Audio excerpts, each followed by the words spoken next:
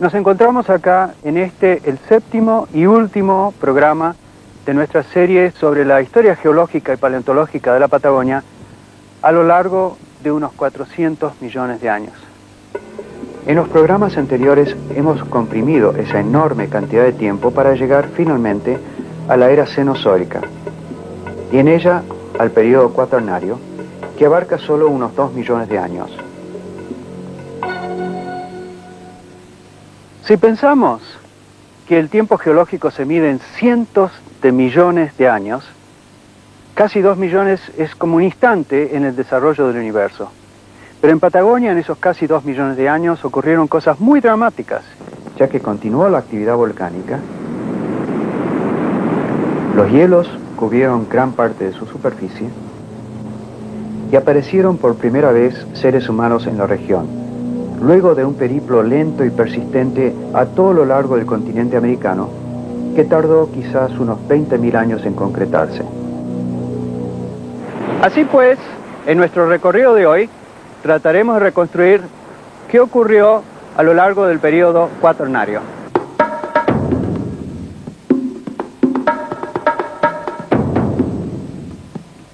Los comienzos del periodo cuaternario o cuartario, como lo llaman algunos, había sido marcado por la aparición del hombre, con un concepto muy antropocéntrico denominado así, antropozoico. Otros autores consideraron que el carácter que iniciaba o marcaba el inicio era el glaciarismo en América del Sur.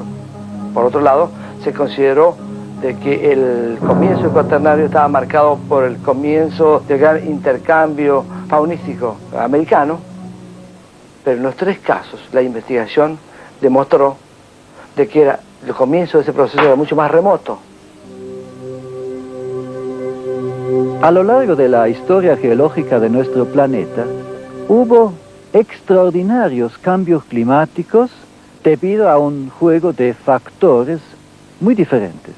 Y de este modo podemos distinguir entre tiempos climáticamente normales y tiempos glaciarios, y por supuesto todos los términos medios entre esos dos grandes tipos.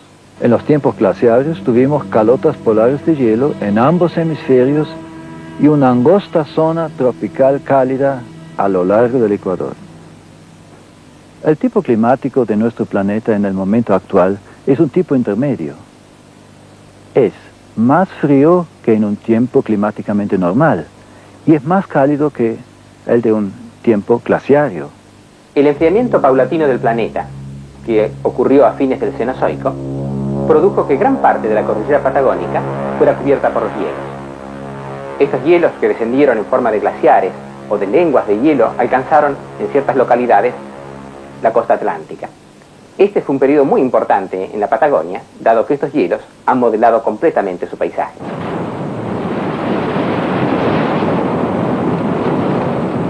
Estamos ante una de las maravillas de la Patagonia argentina, el glaciar Perito Moreno, que alimenta al lago Argentino, que es uno de los lagos más grandes de Argentina. La naturaleza creó un balcón natural desde el que tenemos el privilegio de poder ver el frente de avance muy de cerca.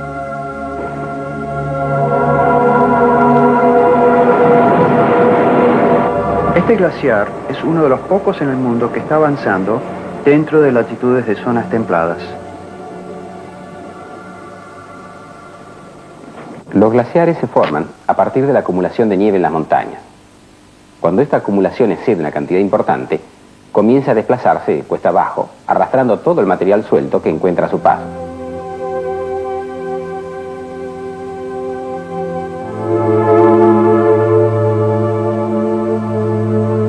Y produce un fenómeno muy singular. El agua, al introducirse en las grietas del sustrato, se congela, y ese congelamiento produce expansión. Destruye la roca e incorpora trozos de la misma a la masa del glaciar. Esos trozos de roca pueden tener desde tamaños muy pequeños hasta grandes bloques, que son transportados a lo largo de centenares de kilómetros. No existe de las fuerzas dinámicas de la corteza como el agua, el viento, algo que tenga la magnitud como para poder transportar semejantes bloques de rocas. La única explicación posible es la gran capacidad de transporte que tienen los glaciares. Es la única manera posible de explicar la presencia de estos bloques a kilómetros de su lugar de origen. Una de las tantas evidencias del desplazamiento de las masas de hielo lo constituyen estas formas positivas del relieve, geoformas positivas que sobresalen de la superficie del terreno y que se denominan rocas aborregadas. En estas estructuras, en estas formas, en estas geoformas, es fácilmente apreciable el estriamiento que ha producido el paso del hielo sobre la superficie de la roca.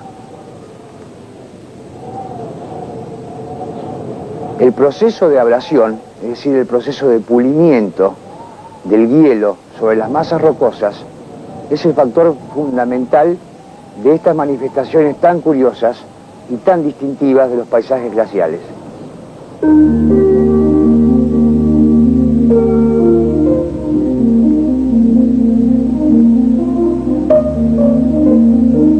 Las grandes cuencas lacustres, como esta del Nahuel Huapi, han sido desarrolladas por el paso de los glaciares hasta profundidades que en algunos casos superan los 500 metros.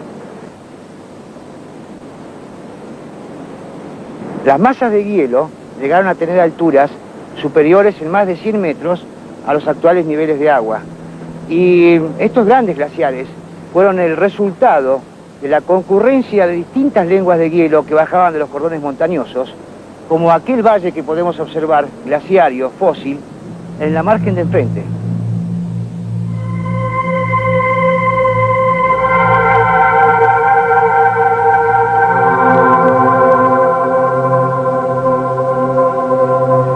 Imaginemos hace 10, 20, 30.000 años atrás, toda esta región cubierta de hielos extraordinarios que iban horadando, que iban modelando los cerros y cayendo hacia esta zona de valle, un valle que a su vez fue socavado por un enorme glaciar que bajaba hacia el oeste, llevando inmensas cantidades de hielo, y horadando, cavando, modelando estos lagos piedemonte.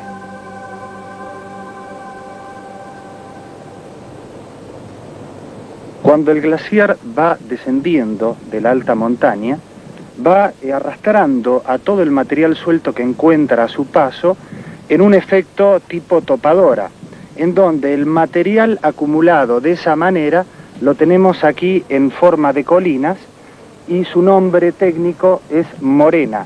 En este caso tenemos una morena de tipo terminal que pertenece al glaciar del lago Buenos Aires. Estas planicies tan amplias son el resultado del avance de los glaciares a lo largo de estos valles precordilleranos y nos dan una idea de su extraordinaria magnitud.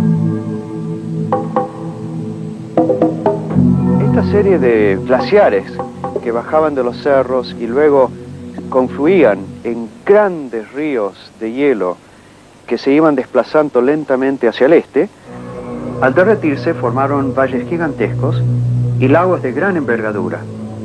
Lagos que tienen una disposición este-oeste, siguiendo el declive natural del terreno desde los Andes hacia el Océano Atlántico. En la etapa final del desplazamiento de los glaciares, cuando las masas de hielo pierden competencia para seguir avanzando continuamente, se producen una serie de pequeños retrocesos y avances sucesivos de la lengua de hielo. En estas condiciones es frecuente que esta masa de hielo deposite una gran cantidad de materiales que arrastraba y estos materiales producen una obstrucción del valle y el posterior endicamiento de las aguas de deshielo que produce el mismo glaciar. Y en estas estructuras podemos observar claramente el contacto entre la barrera natural y el esfuerzo del agua por superar esa barrera.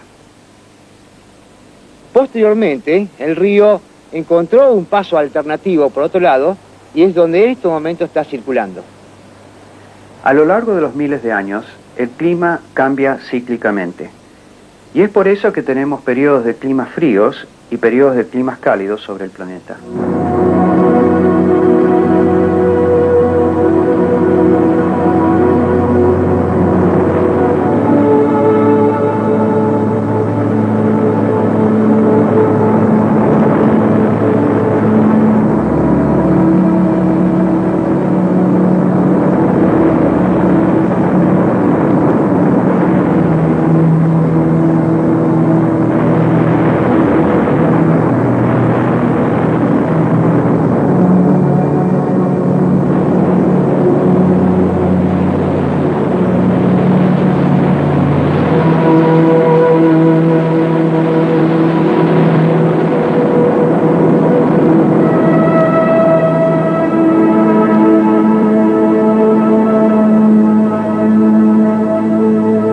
clima se hizo más templado y comenzó el deshielo, formidables corrientes que desaguaban en el Atlántico labraron estos amplios valles, algunos hasta de 10 kilómetros de ancho.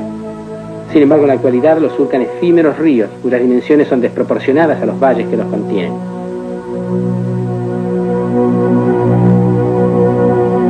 Esto nos indica los volúmenes increíbles de agua que pasaron por los mismos durante el deshielo.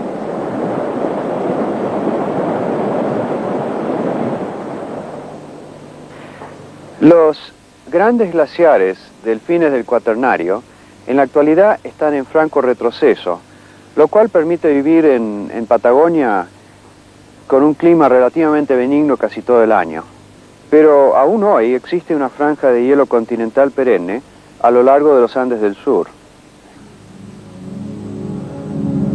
Como ya hemos visto, la glaciación es el producto de la acumulación de nieves transformados en hielo sobre continentes en posición polar y sobre las montañas. Si las nieves acumuladas durante los meses del invierno no se derriten como lo hacen normalmente durante los meses de verano, esa acumulación va en aumento con el paso de los cientos o miles de años. Y así se van formando estos inmensos ríos de hielo que bajan de las montañas. Tales volúmenes de agua, acumuladas en forma de capas polares de hielo o glaciares de montaña, producen notables bajas del nivel oceánico sobre todo el planeta. Así llegó a descender el nivel de aguas a cerca de 150 metros bajo el nivel actual durante el último avance glaciario, hace algo más de 10.000 años. Este fenómeno lo llamamos eustatismo glaciario.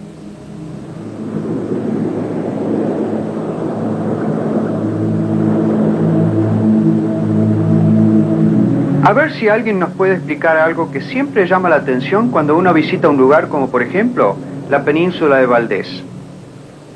A alturas de 10, 20 metros sobre el nivel del mar actual, se encuentran capas de fósiles de organismos que vivieron en los fondos de antiguos mares. ¿Cómo es posible que estén ahora a 20 metros de altura cuando el mar lo tenemos acá abajo? Bueno, hay varios procesos que podrían explicarlo. Uno de ellos es el eustatismo glaciario que acabamos de mencionar. Imagínense que se fundiera todo el hielo sobre Groenlandia. En este caso, el nivel oceánico subiría a lo largo de todas las costas actuales en 8 metros. O imagínense que se fundiera todo el hielo sobre el continente antártico. En este caso, el nivel oceánico subiría muchísimo más y quedarían bajo las aguas grandes ciudades como Buenos Aires, Nueva York, Roma y muchas otras ciudades que se hallan al nivel del mar. Pero hay otro fenómeno que se superpone al que hemos explicado, el de la isóstasis. Cuando sobre una masa continental se acumula un peso adicional, por ejemplo una espesa capa de hielo, este bloque continental se hunde proporcionalmente en el material semiplástico del manto terrestre, que se halla entre 80 y 100 kilómetros de profundidad.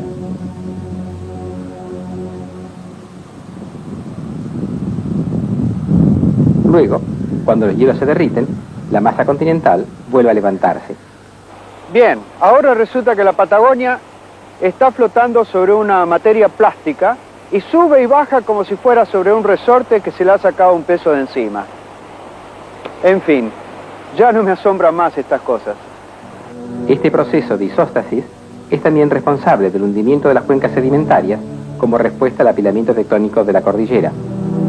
El levantamiento de la cordillera y el volcanismo se fueron atenuando durante el periodo cuaternario en la Patagonia. Sin embargo, en algunos lugares de la Patagonia observamos todavía actividades volcánicas, como aquí en Copahue, donde tenemos emanaciones de gases sulfurosos y aguas termales. Estas manifestaciones volcánicas, como la del Copahue, representan la continuación de la actividad magmática iniciada en el Terciario y que se continuó durante el Cuaternario. La actividad volcánica durante este periodo se deduce por la presencia de basalto, en forma de coladas. Las coladas basálticas se forman al enfriarse la lava que sale de los volcanes en erupción y baja siguiendo los declives naturales del terreno. Al enfriarse, forman rocas muy duras y pesadas. Pero hay otras formas de la actividad volcánica infiltrándose en las rocas circundantes, ya sea rellenando fisuras o grietas, y que comúnmente son denominados diques o filones. Este dique, bastante ancho, está pasando a través de una roca encajante, en este caso una espesa sucesión de tobas de color claro.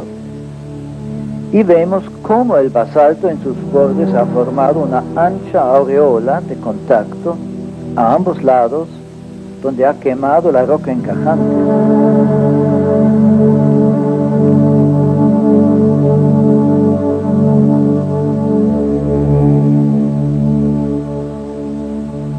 Una de las formas de aparición clásica, típica de los basaltos, es la formación de columnas o de estructuras de disyunción columnar, como estas que estamos observando aquí. Estamos en presencia de un centro efusivo reciente del Cuartario, de rocas basálticas, donde podemos observar este tipo de estructuras en varias direcciones, y resultan la consecuencia de una efusión explosiva, un enfriamiento brusco, rápido, que ha cristalizado en este tipo de estructura tan particular.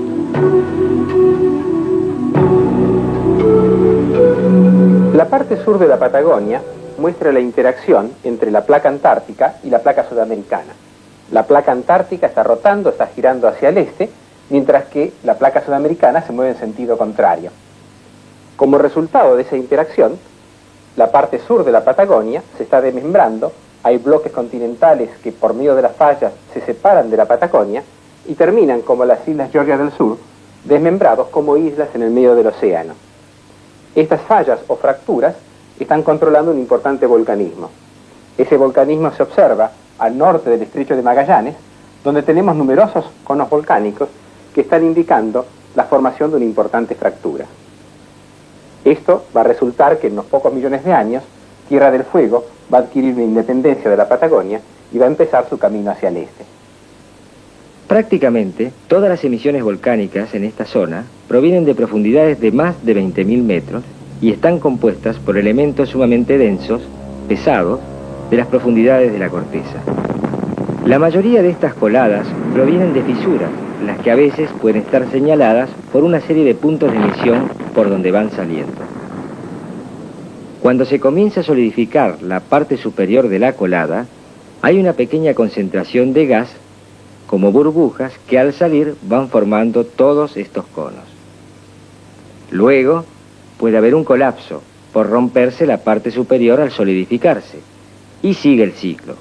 Comienza otra burbujita, formando todos estos hornitos alrededor, muchos de los cuales se encuentran con pequeñas lagunas en su interior. Recordemos que todos estos procesos están ocurriendo en la actualidad, durante el periodo en que estamos viviendo.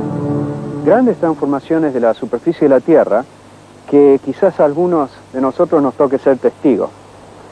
Y bien, estamos llegando a épocas muy recientes.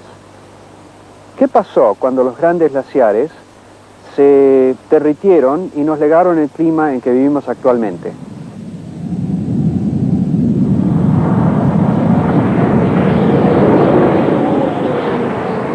Si es que hubo cambios climáticos tan dramáticos durante estos tiempos turbulentos, ¿cómo hacen los científicos para interpretar estos fenómenos?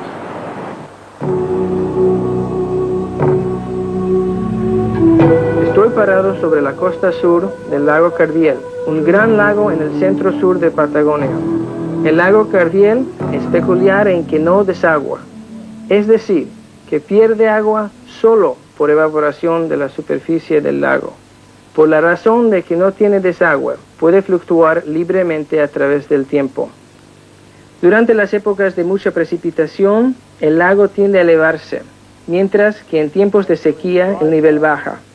Lo que potencialmente tenemos aquí, por lo tanto, es un registro de los climas del pasado en cuanto a precipitación y sequías. Si hemos de utilizar al lago Cardiel como un medio para reconstruir los cambios climáticos a través del tiempo, debemos efectuar el registro de sus pasadas fluctuaciones.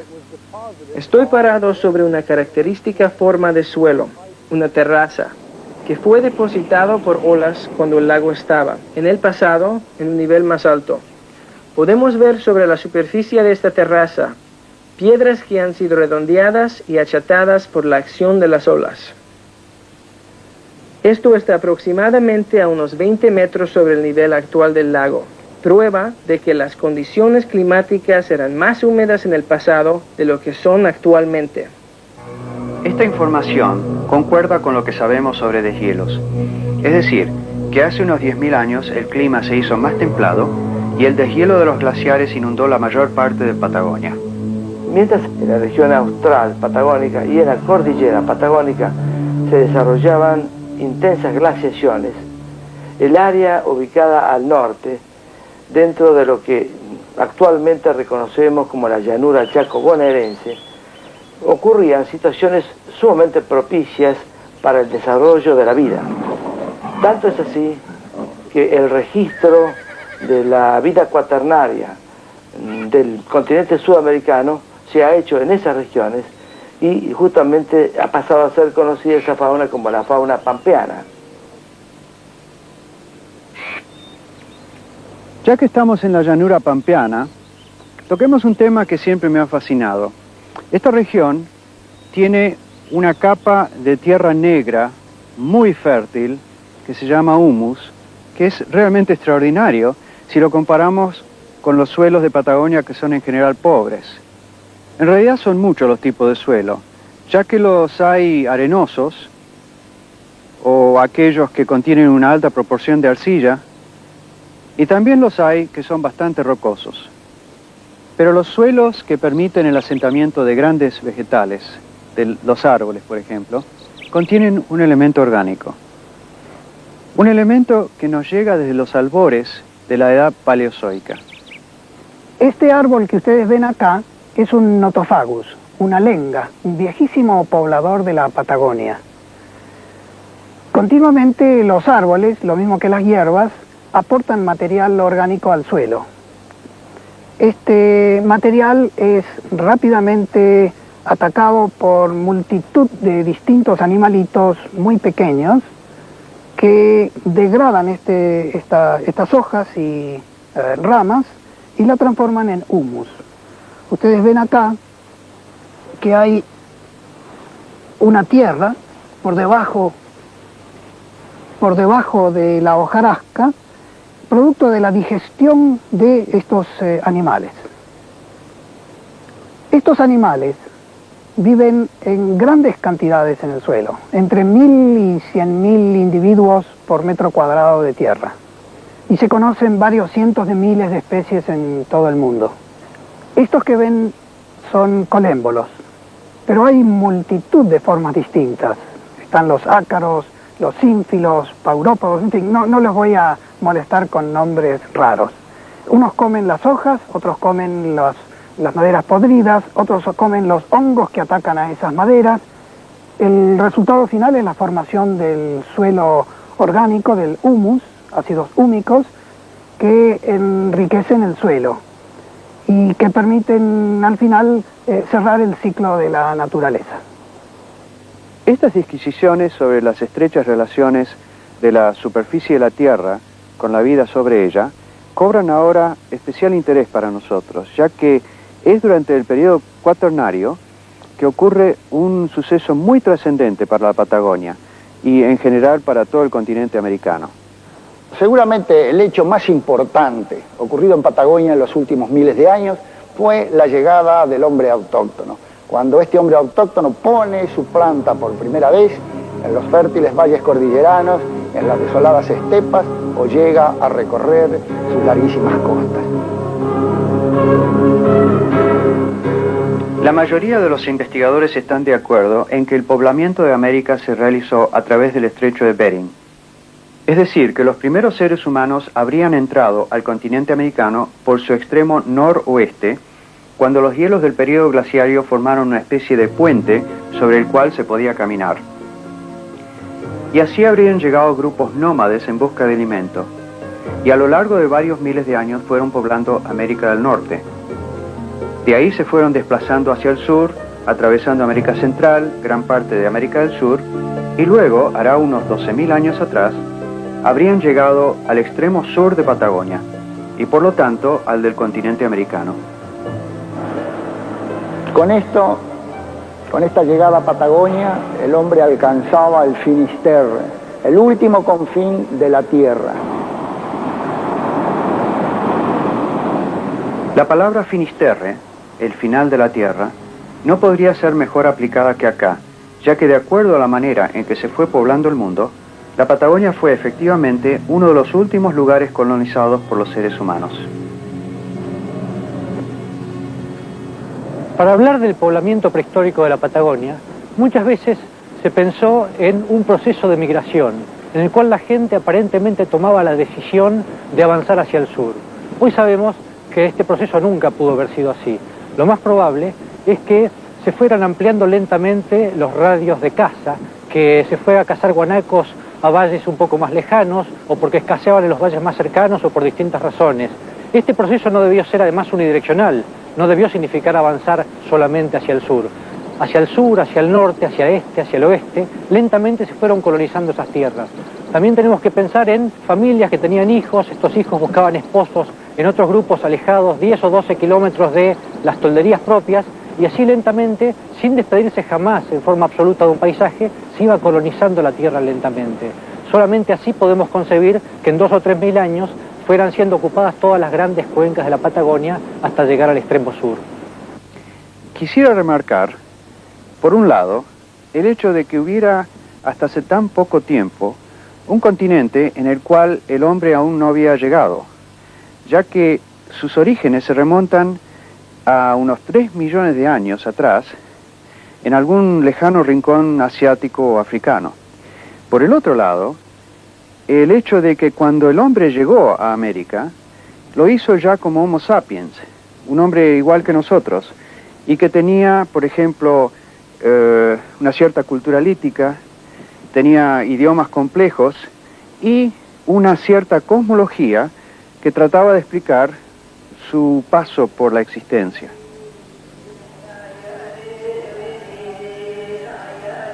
Esto es evidente en muchísimos lugares de la Patagonia donde estos primeros pobladores se asentaron, dejando sobre las rocas y dentro de las cuevas evidencia de su paso que nos han llegado hasta nuestros días.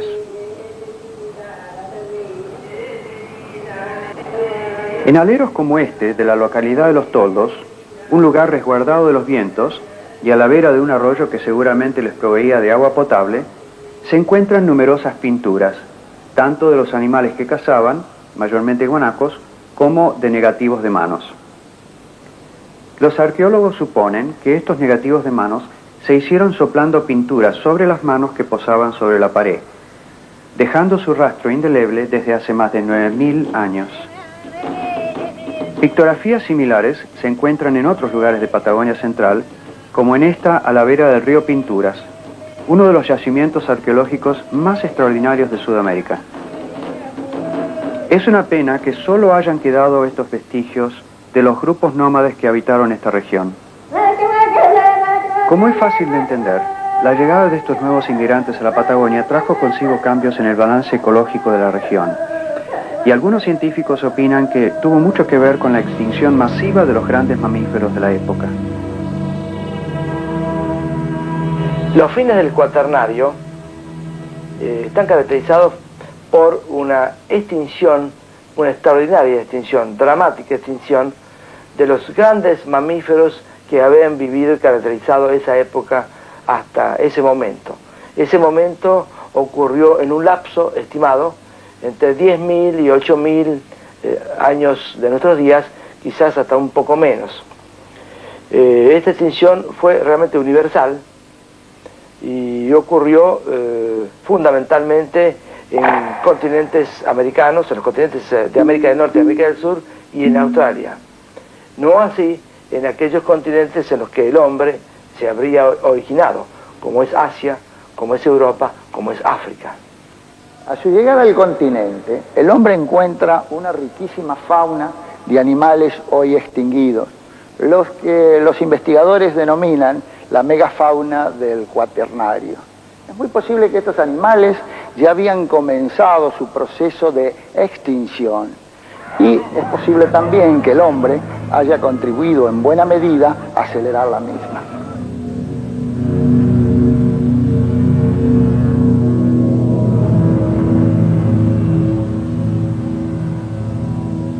¿Cuáles fueron las causas de esa extinción? No lo conocemos certeramente, pero sabemos que los dramáticos cambios climáticos del Pleistoceno tuvieron mucho que ver en ella.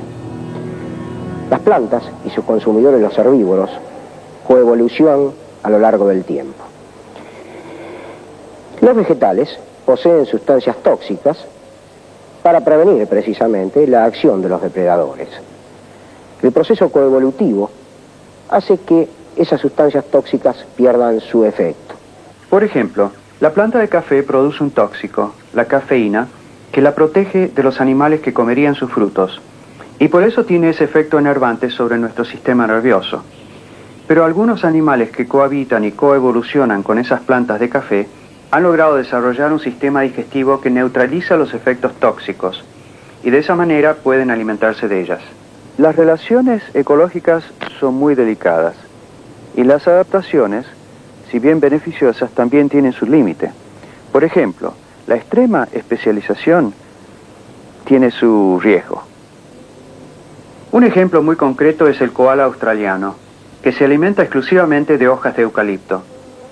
Pero si ese árbol se extinguiera por alguna causa climática, el koala también desaparecería, ya que difícilmente podría adaptar su sistema digestivo a las hojas de otra especie de árbol con suficiente rapidez. Pero evidentemente, los rápidos cambios climáticos del Pleistoceno provocaron la ruptura de esa coevolución. Consecuentemente, las poblaciones de herbívoros disminuyeron dramáticamente. Es decir, que en un lapso relativamente corto de unos cientos o miles de años, al modificarse el clima del planeta, muchas plantas no pudieron sobrevivir. Y con ellas desaparecieron los animales que las comían. Las poblaciones tienen un punto crítico, es decir, un número crítico de individuos, por debajo del cual ya la especie se considera extinguida. Esto es debido a que, fundamentalmente, en poblaciones reducidas, se interrumpe o dificulta el flujo genético. De tal forma que genes que en poblaciones numerosas pueden aparecer enmascarados, en poblaciones reducidas demuestran sus efectos letales o subletales. De ahí a la extinción total solo resta un paso. Es decir, que cuando se producen cambios muy drásticos en el clima que afectan la flora y fauna del lugar, al reducirse el número de animales terminan por extinguirse las especies y se establece un nuevo equilibrio ecológico en la región, pero con otras especies que ocupan su lugar.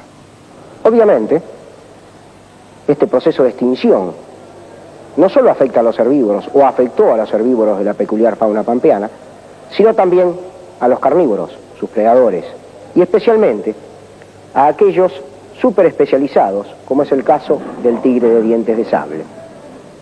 Las causas de esta extinción, como las de otras extinciones ocurridas en el tiempo geológico, son discutidas y discutibles. Pero en este caso, un autor norteamericano ha sostenido que el hombre tuvo una participación activa, más lo ha reconocido como la causa fundamental de la extinción. Y para ello ha tenido en cuenta de que en los continentes en los que se produjo una más marcada extinción es en aquellos continentes en los que el hombre era inmigrante. Esto es América del Norte, América del Sur y Australia. Quizás una de las causas de la extinción de la megafauna cuaternaria se debió al hecho de que estos animales carecían de una defensa instintiva contra el nuevo depredador que había aparecido.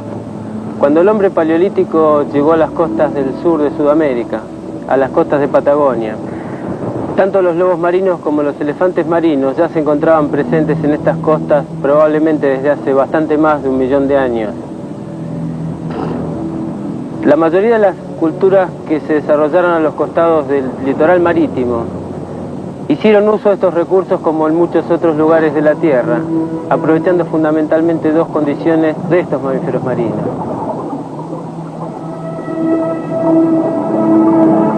Que se congregan para reproducirse en grandes colonias de animales, la desprotección que tienen en cierta forma en tierra, lo cual permite que uno pueda acercarse mucho a ellos, y el gran recurso que constituyen desde el punto de vista energético, como para sustentar poblaciones humanas.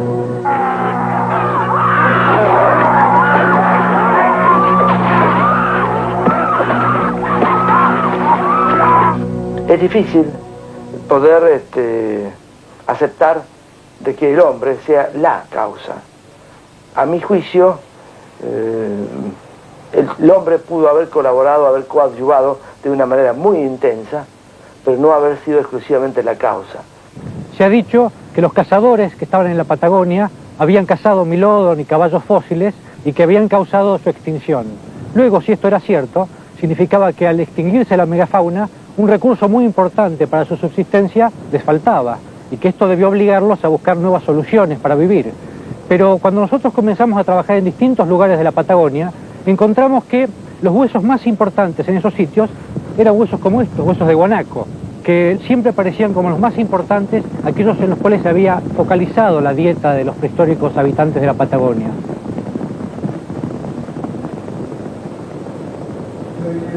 En la cueva de Río Pinturas hay hermosas evidencias de estas preferencias por los guanacos como objeto de caza.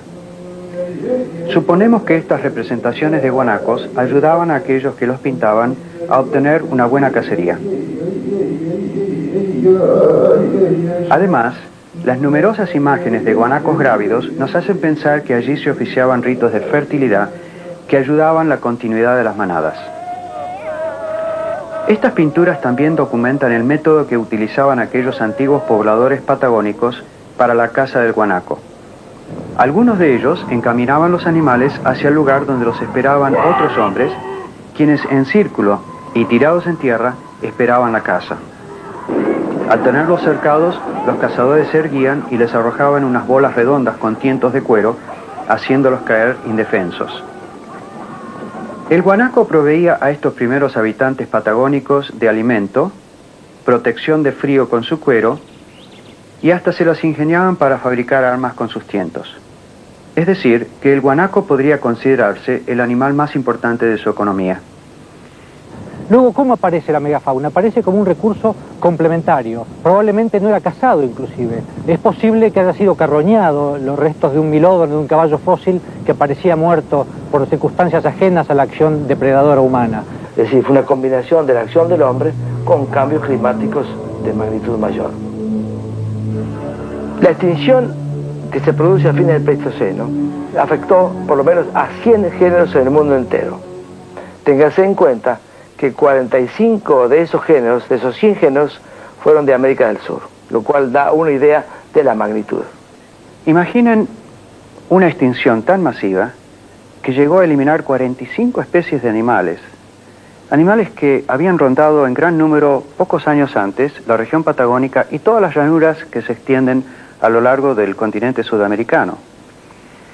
Y su número, variedad, era sorprendente, ya que entre ellos se contaban los proboscidios, representados por los mastodontes, los caballos, los grandes félidos, como son los dientes de sable esmilodontes. Por supuesto se producen algunas extinciones de grandes cérvidos, también descendientes de inmigrantes norteamericanos, grandes camélidos, gran guanaco, también se extingue. Y entre las formas nativas nuestras se extinguen prácticamente todos los toxodontios no tubulados, órdenes exclusivamente sudamericanos. Pensar que estos animales vivieron hace solo 10.000 años y ya no existen. 10.000 años en el tiempo geológico es como un segundo.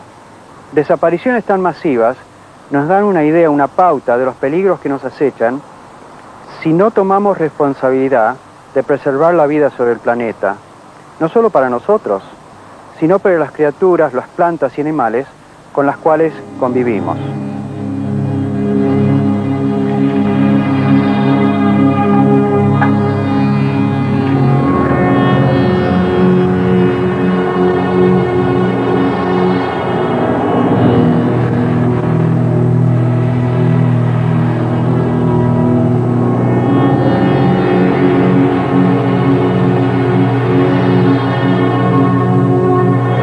Escasos 30 años que llevamos explorando el espacio con seres humanos, han habido un poquito menos de 300 personas que han logrado llevar a cabo esa gran aventura y que han logrado poder presenciar la belleza de nuestro planeta desde el punto de vista del astronauta. Yo he tenido la gran suerte de ser uno de ellos. La Tierra, desde el punto de vista del astronauta, es muy diferente a los otros planetas que hemos podido observar con naves no tripuladas. La Tierra se nota que está viva y tiene un aspecto desde aquella órbita baja hacia el planeta que uno observa de fragilidad y de belleza. La Tierra parece más bien como una gema, muy frágil pero muy bella. Inmediatamente sentimos ese gran deseo de protegerla y de enviar ese mensaje a la humanidad de lo importante que es el cuidar nuestro medio ambiente. La historia geológica de nuestro planeta se desarrolló durante millones y millones de años, sin que ningún ser consciente estuviese presente quien entienda la historia biológica y la historia geográfica de este planeta.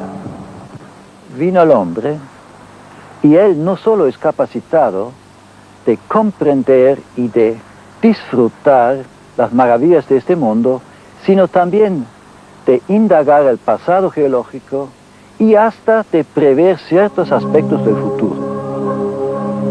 Por ser conscientes, nosotros, los seres humanos, ahora somos responsables de nuestro planeta y por eso tenemos que quererlo y cuidarlo. Cuando observamos este paisaje, la naturaleza que nos rodea, vemos que dan la apariencia de algo inerte, de algo que ha acabado ya su creación.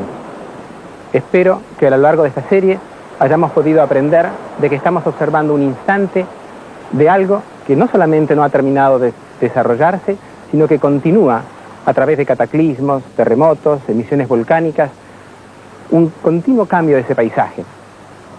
Y bien, hemos llegado así al fin de nuestra serie sobre la historia geológica y paleontológica de la Patagonia.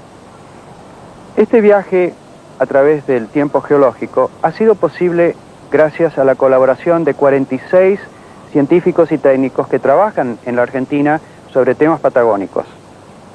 Entre ellos están los maestros, aquellos que a lo largo de los años han llegado a ser profundos conocedores de sus disciplinas. Y también están sus discípulos, todos ellos entusiastas, casi diría obsesivos, saliendo año tras año a recorrer los lugares más remotos de Patagonia, tratando de develar sus secretos más íntimos. Para mí, el colorario de esta serie es que el conocimiento profundo siempre asombra y enriquece. Espero que estos programas nos alienten a valorar lo que nos rodea y nos motiven a cuidar nuestro planeta, tan frágil ante la capacidad destructora del hombre moderno. Hasta siempre.